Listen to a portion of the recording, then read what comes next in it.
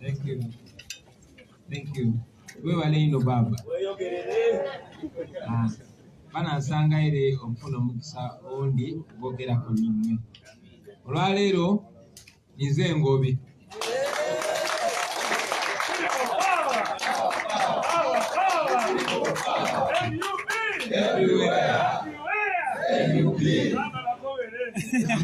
Baba. Olwaleero ngobi musada musoga imwana weruka musada mugwana mpunta mwana wabagenda unakulala lwenajjanga ndi munyolo njaba nyonyola lwaki empako yange zaalaali. When I come as Luke Bara, I'll explain to you why I'm Obini. Or when I come as a Munyankole, I'll explain to you why I'm called Musimbuzi. But it's important, ladies and gentlemen, much as we might be joking about the tribalism, it is a real cancer. A cancer that Museveni intends to use, just like he picked lessons from Obote. Museveni has been using tribalism from the word go. And because he has no point to make whatsoever, he has to trade the tribal narrative. It's very unfortunate that he uses the same victims to anchor his tribal narrative. Many times I watch with dismay. Aged men and women, those that we thought are reasonable, falling prey to that. I'll continue to encourage you, ladies and gentlemen, to dismiss Museveni's tribalism with all the contempt that it deserves. We are a generation free of hate. We are a generation free of division. We are a generation free of tribal or religious sentiments. We are one. We are united by the pain that Museveni and his honchos have caused to us. And yes, we are united by the aspiration of a new Uganda, which we must achieve. And indeed, we'll go ahead and achieve. Ladies and gentlemen, we meet today facing a nation in crisis. Our nation is in crisis, although there is every effort by those who rule over us to cover it up. And it explains the propaganda that is flying here and there. All of you, I'm confident, that have been affected by the soaring fuel prices. Transport for people and merchandise is on the rise. Prices of different things are on the rise because of the rise of the prices of fuel, and in many cases, the absence of it. I've been very well represented by the comrades that have spoken to us. Museveni did not build any reservoir, but even what he found, he either sold or destroyed or rendered useless. I'm informed that the reservoirs in Jinja can store up to 3 million liters of fuel. 30 million liters of fuel, but they're empty. And the regime is not concerned. Why? Because the higher the prices go, the more benefit and profit their bootlickers make. Because as you know, the economy is owned by the few, the powerful and mighty who are close to Museveni, either his relatives or, hunger zone. That is where we are as a nation. Our nation is in crisis, ladies and gentlemen, because the common person is at the height of suffering. All of you have noted for the borders being blocked from the city and blocked from business. All of you have seen with pain our brothers and sisters, the common people, the hawkers, being, carried away and humiliated by the military because they believe the city has to belong to the few, the rich and the mighty. While the regime is spewing propaganda, all of you know that there's a crisis in the rule of law. You noticed a soldier shooting a police officer. The media has not talked about that. All of you have seen schools burning mysteriously in Chotera and here in Kawempe. It's on that note, ladies and gentlemen, I want to request us to give a moment of silence to the deceased.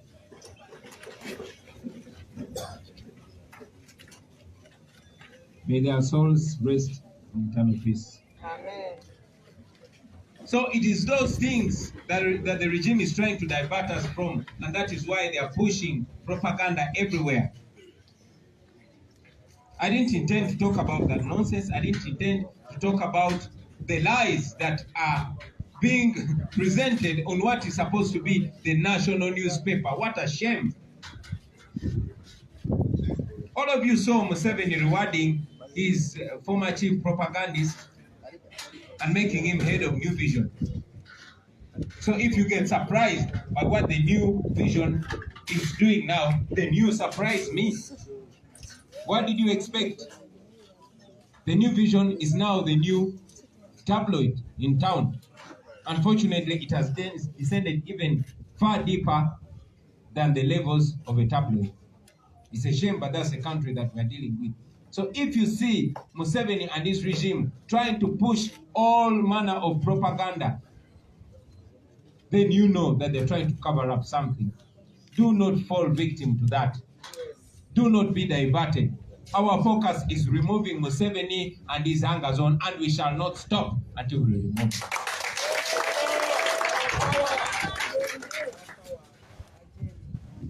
Ladies and gentlemen, I also want to talk about the continued detention and abduction of our comrades. Just yesterday, our brother Kasim Migade was released from Chitalia after 1 year. Kasim Migade is a young man you saw on video back in 2017, 2018, being beaten by the police on a police station. Fortunately, not all police officers are evil. One of them filmed it and it went viral. They approached him and apologized to him, but I believe they were only, making an effort to mark him, because only a short while later, he was once again abducted, tortured at CMI, and later on dumped at Chitalia, where he spent a full year. I'm not sure if we have Kasim Migade here, but we welcome you back, my brother. As we speak, our leaders, members of parliament, Honorable Sejirinya and Honorable Sewanyana, are still in prison, denied bail for reasons best known to the dictator. As we speak right now, abductions are continuing. Our people are being abducted, tortured, some being killed. We only talk about those that we know, but many Ugandans are going through the same horror. We condemn it, but I'm telling you, we are only speaking, but there will come those who are not speaking with the mouth, but speaking much more firmer than we do.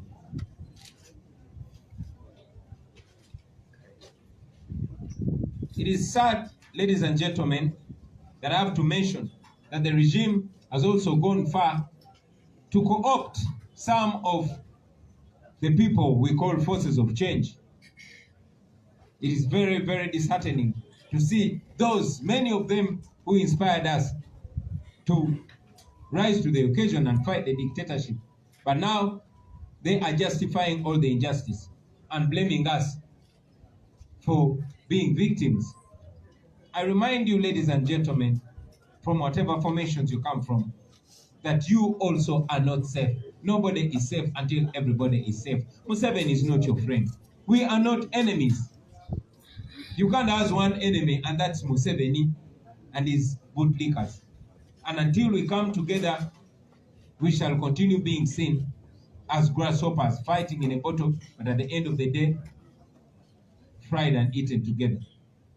The people of Uganda are watching you. The people of Uganda are watching us. And we took this from you, and we continued to tell them that anybody whose words and actions are helping to speed up the fall of the dictator is a friend to Ugandans.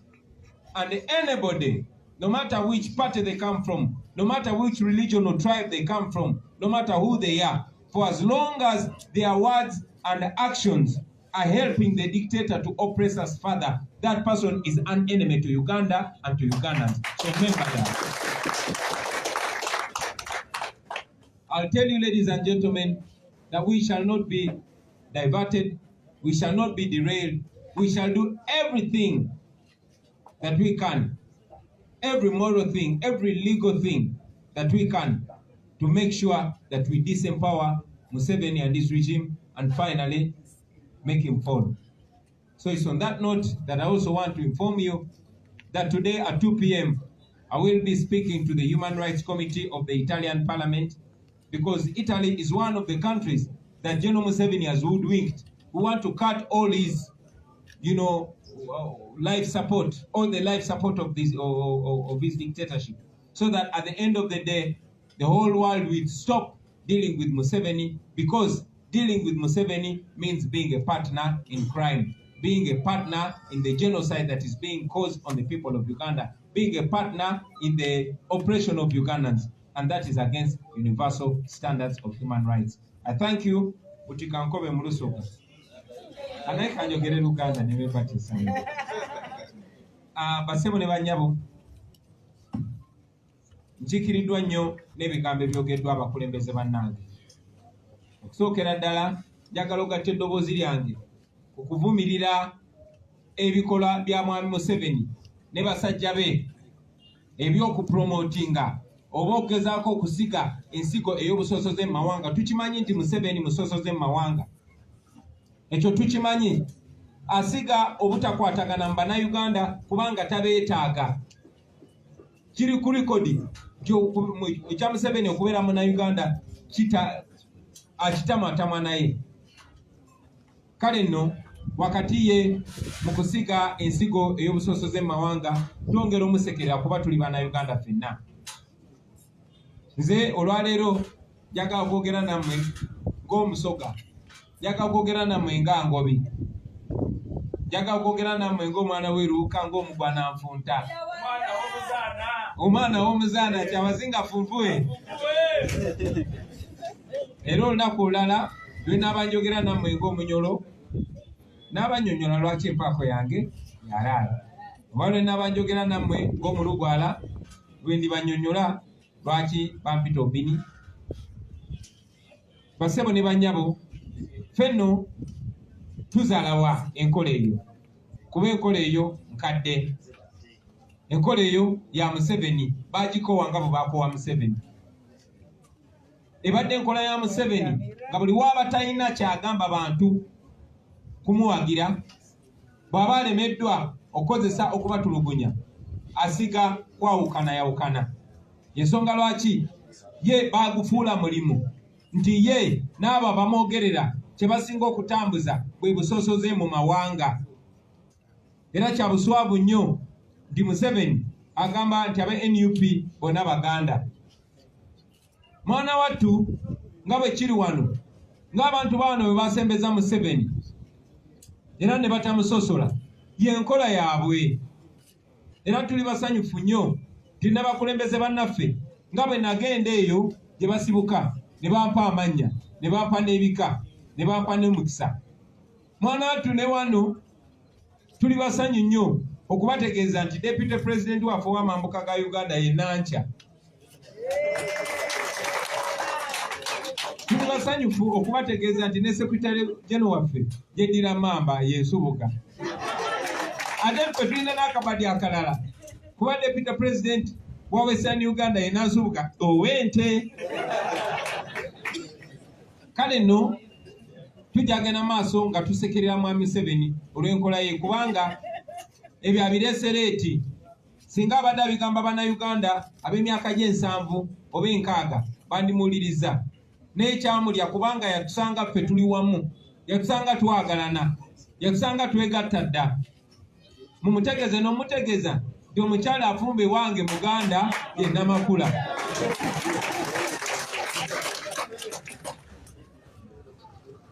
Ekyo nga tukivuddeko basebo ne bannyabo, njagala obategeeza nti ebyo byonna byonna ebitambuzibwa byogerwa okugezaako okubajja ku mulamwa, ogezaako okubajja ku nsonga enkulu, naye ng'eggwanga lyaffe liri mu matigga, eggwanga lyaffe liri mu katu. Ng'essaawa ya leero wetwogerera emiwendo gy'amafuta gyekanamye okusinga buli omu yali atebereza.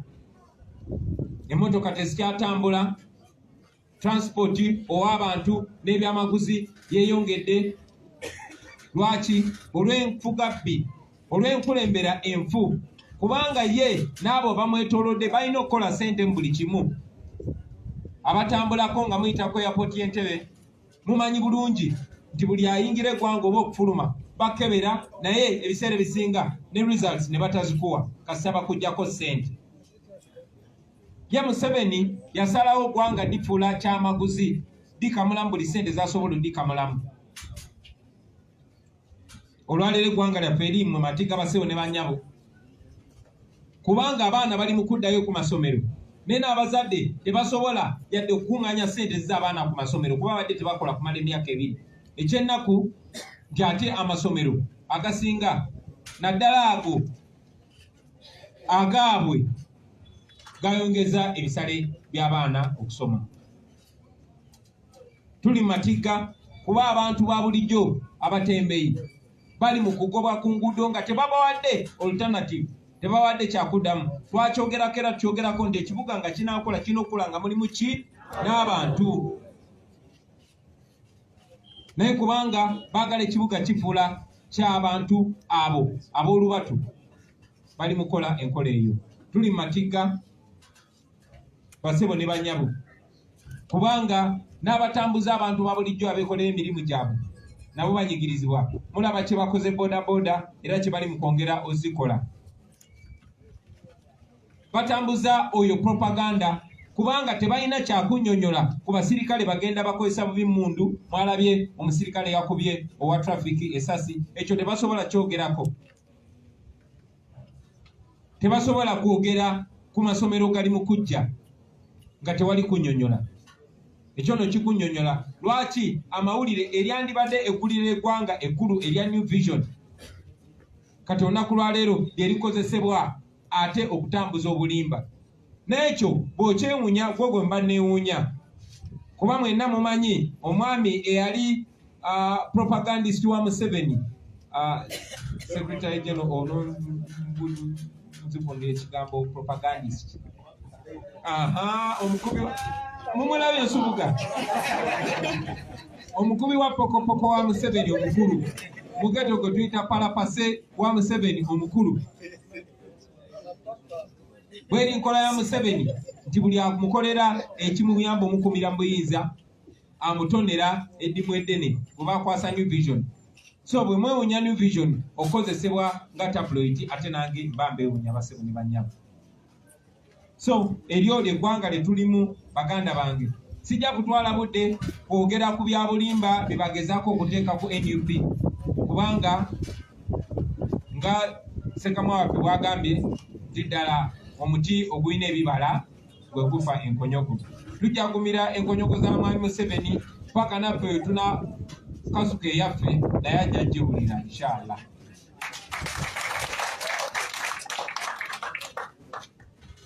Sijja kwagulu baganda bange nga soogedde ku bannaffe abavundira mu makomera ne bannaffe abagenda maaso n'okuwambibwa awatali musango mu ngeri emenya amateeka.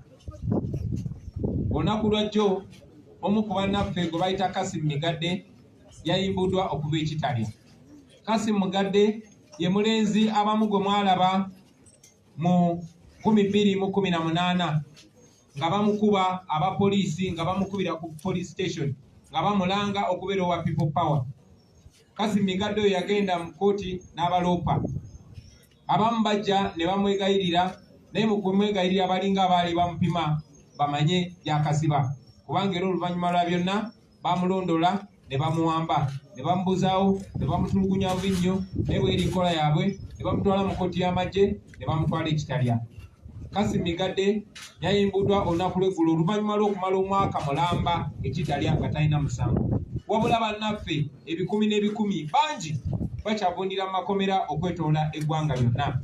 Twogera ku abo be tumanyi naye nga bangi nnyo be tutamanyi, be tugenda amaaso nga tutegeera obutegeezi. be bali makomera ago basebo ne banyabo. Mu mbeera y'emu abaka baffe aba parliament Honorable Sekirinya ne Sewanyana bali mukomera awatali musango. Gavumenti eremeddwa okuleeta obukakafu bonna naye ate baagana n'obeeyimirira ng'amateeka bwe gagamba. Naye Museveni bw'atyo bw'akola agezaako tumala mu maanyi, agezaako batiisatiisa. Kye nsobola okubagamba baganda bange nti mbeere bagumu, temugwa mu maanyi, ono Nakyemalira ayidde era essaawa yonna agenda kuvaako.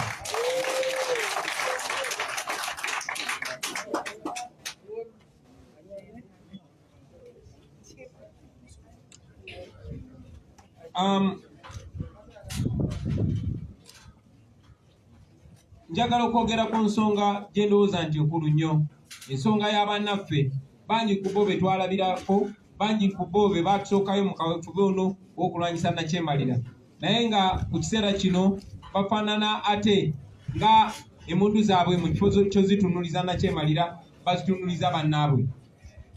Ekyo no kyenyamiza kibanga ekigamba nti omulabe waabwe katakyali Nakyemalira naye mulabe waabwe ate ye NUP. Njagala okubategeeza abaganda bange nti abasibe okulwanira mu kkomera libabbula ly'amagezi ng'omugenzi Basudde bwe yagamba. Omulabe wa Uganda ali omu. Omulabe wa Uganda ye Museveni n'obwa Nakyemalira bwe. Era ffenna tulina kubeera nga tulwanagana na Nakyemalira. Bwe tubanga ddala bye twogera bye tutegeeza. Bannayuganda batwegesa obwangu, batunuulidde era batulabira ku bikolwa byaffe. Mu maaso mwatusooka okwogera bwe tuti era naffe tukyogedde era tukikatiriza kuba twagala ffenna kibeere nga kye kimu nga kitukwatako nti omuntu yenna ng'ebigambo bye oba ebikolwa bye byanguya okuvaako kwa Nakyemalira Museveni, oyo munnaffe, oyo munnammwe Bannayuganda. Naye omuntu yenna ng'ebigambo bwe oba ebikolwa bye nga biyamba Nakyemalira Museveni okusigala nga tulugunya Bannayuganda, okusigala nga tufuga, gwe oli mulabe wa Uganda, oli mulabe wa Bannayuganda. Kati mwe Bannayuganda mututunulire butunulizi mu bikolwa byaffe n'ebigambo byaffe, mutusengejje, musirike. In fact musirika, mukole kye mulina okukola. Njagala kubaagulu nga mbategeeza abaganda baffe iffe tetulekerangaawo era tetugenda kulekeraawo kulwanyisa Nakyemalira mu buli ngeri yonna, ku buli front yonna gye tufuna. Tumanyi nti Museveni ekimuyambye okutufudubalako ze ssente zeyoola mu mannya gaffe, mu mannya g'abaana baffe, ne zibbibwa abantu be oba ne zikozesebwa okutunyigiriza n'okututta, ate ng'oluvannyuma lwa byonna ffe n'abaana baffe n'abazzukulu ffe tugenda ozisasula. So mu mbeera y'emu olunaku lwa leero ku ssaawa 8 genda kuba nga njogerako n'akakiiko k'eddembe ly'obuntu aka palamenti y'Italy, era byonna mbibagambe nga bwe biri. Museveni tumulabise nga bwe kisoboka. Ng'ekigendererwa twagala amawanga ago galekeraawo okolagana ne Museveni. Era agakolagana ne Museveni gakyogererwatu nti nabo Bannakyemalira, nti nabo partner in crime, banne ba Museveni mu kunyigiriza Bannayuganda n'okubatta. Mwebale nnyo basebo, mwebale ddala. Ndowooza mu Luganda nayogeddeko ku nsonga y'ebbeeyi y'amafuta n'ebirala byonna. Mwebale nnyo, mwebale ddala. Mukama abaffe.